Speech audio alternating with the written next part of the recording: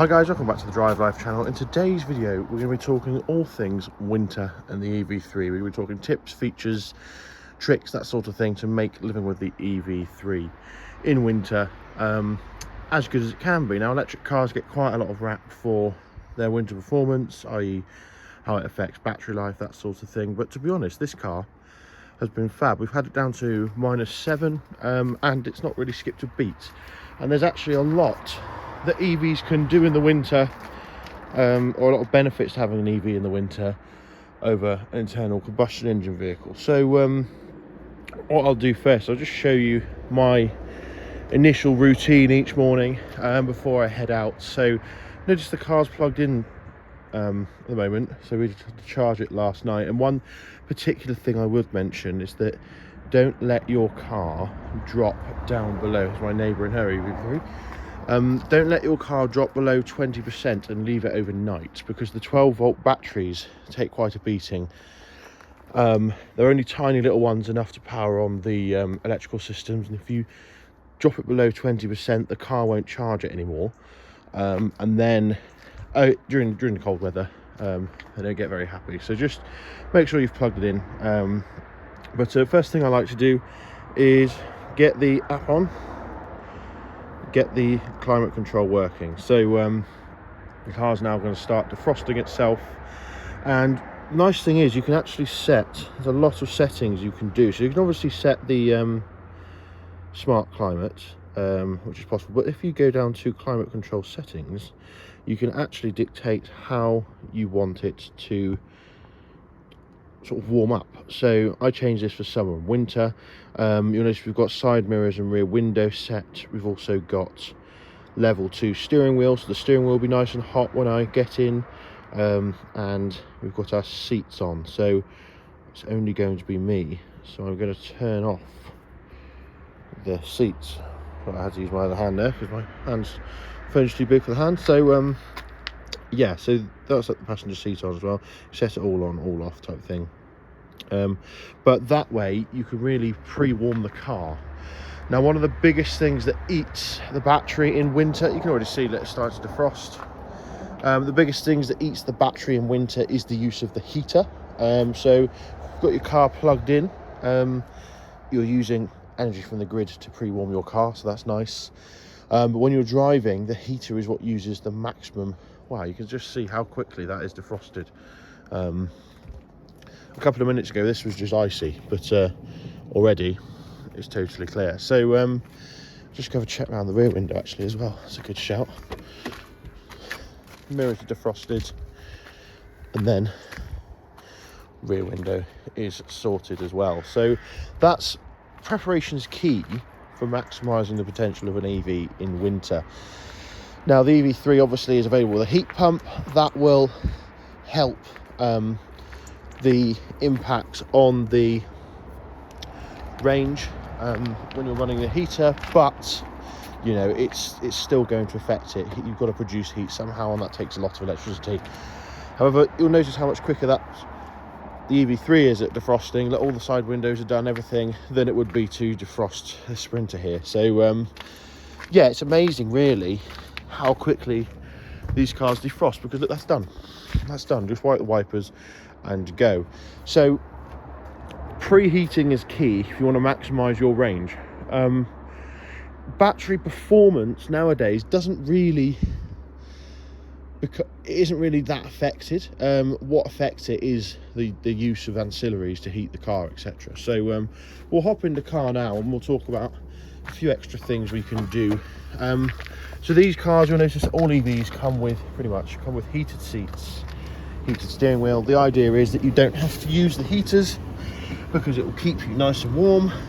And the nice thing about this is I get in the car, it starts itself because it's already pre-warmed. So there we go. Just turn this all down now. And to be honest, I spend most of my time, bit of George Strait comes on straight away there, spend most of my time actually with the climate control off, because once I've set it and it's warmed up, it's nice and lovely. Now, you'll see we've got 231 mile range there off 80%. That's because the battery's cold and it's expecting we're going to use the heaters. But watch what happens now. If I turn the temperature down closer to the outside, you'll see that the range starts to increase, and that's because the car is having to use less of the power to heat. Now, another thing you can do is set it so that we're going to use driver only. That saves again some range, another mile there. But notice once you turn off the climate control, we're on 238 miles now, we're suddenly up to 249, and then bung it into eco, 257 off 79%. So that's not bad at all. That gives you over 300 mile range. That's obviously based on the driving I've done, which is mainly motorway, so you probably get more driving around a town or city, that sort of thing. Now, this car has something called smart ventilation, so when it detects the car's humid inside, that sort of thing, just show how done this windscreen is. There you go. It would automatically ventilate the car anyway, so it's kind of the most efficient way of driving the car, is to control your temperature via seat buttons here, rather than the climate control system. It's essentially warming yourself rather than all of the air in the car, which is quite an interesting idea. But yes, that means now that we've added another 40 miles to our range, I suppose, in total. But yeah, now winter mode, we've got snow mode. You may have seen it. Now this is a particularly good mode. I've tested it out in a little bit of snow we've had, and it really does reduce the slippage. So essentially it really dulls down the acceleration pedal, kind of gives the traction control more slip to allow you to be able to push through slushy wet snow. So that's a really handy feature. Obviously if you've got crap tires or summer tires, then its ability is limited, but it tends to be quite a useful little feature, and it does work well as well. You'll notice that because the car's warmed up inside, we've also got the sunroof is now cleared as well. So yeah, those are sort of some very quick and easy ways to maximize your range in the winter, obviously where you drive, etc. We've got charging stop. Octopus obviously finished charging the car. So yeah, but little things like keeping on top of the battery level. These cars like to be kept at between 80 and 40% anyway. Going over won't cause any particular damage, but they just prefer to be that way if you want to really maximize the lifetime of your battery. Now, another thing that we can do is precondition the battery. Say you're out and about driving, and you want to supercharge or fast charge or anything like that. You don't really need to do this prior to charging at home because you're only charging at 7 kilowatts. However, if you wanted to charge at your 126, which is the maximum of this car's ability, you want to precondition. Now, if you have a sat-nav destination set on the Kia's native sat-nav, and you decide that you are going to a charger, or it's set to a charger, the car will automatically calculate how much energy it's got left, how long in advance it can precondition the battery to make sure you're at optimum temperature. So that's a really handy feature. However, if you're a Google Maps user, it isn't so well integrated if you're using Android Auto or CarPlay. So all we do is hit the settings button here. This is the EV menu, by the way, and there you go. You just select battery conditioning. Now, the reason mine won't happen is because I'm already plugged in and the car's been charging. So yeah, that's another little handy feature to make sure you really get the best from your charging experience. But this is a handy one to see as well. You can see here what is taking up the most. So if I turn on this is going to be a nice little explanation or demonstration of how much the heater affects it. So we're going to put the AC on, and you can see we've got climate here. So this is 1 bar. I'm just going to put it up now. Well, it's actually interesting, it's counting that under electronics, which is interesting. And if we start to put the temperature up now, so we're on 17 degrees, start putting the temperature up, and you'll notice how this is the amount of kilowatts we're drawing from the battery. So that's only at 23 degrees, 24 degrees, over a kilowatt now from the battery. So what we're essentially doing now is running an air fryer to warm the car up from the car's battery. So you can see how that really does affect range, because you're using huge amounts of energy. There you go. Now that's a full kettle on full chat. So that's how much energy we're using, which is quite amazing, really.